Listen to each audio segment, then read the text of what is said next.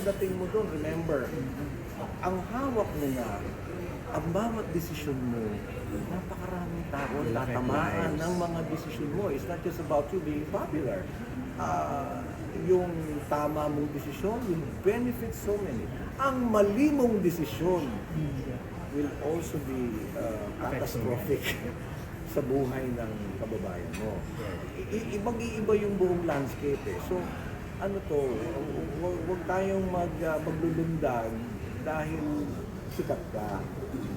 At gagamitin mo yung kasikatan mo para makakapekto ng buhay ng napakaraming Pilipino.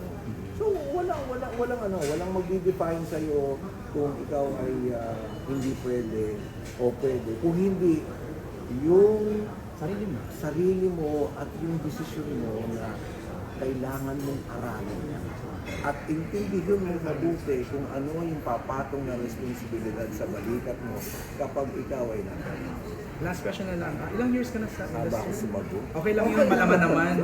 Dapat. Ilang years ka na, Arnel, sa industry? No, kasi may kinalaman doon. May kinalaman doon. Ganito, 80s.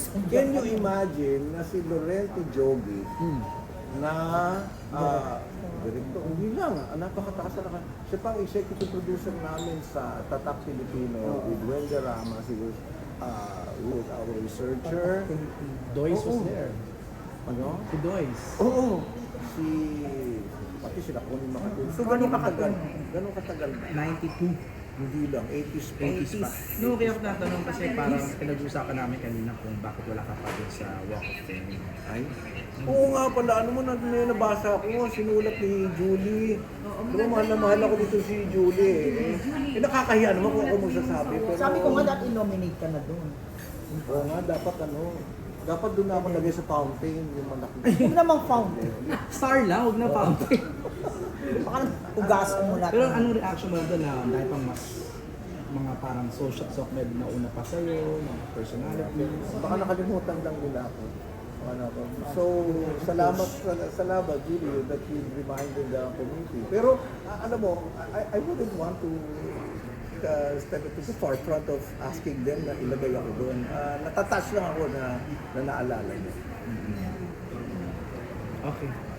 Thank you.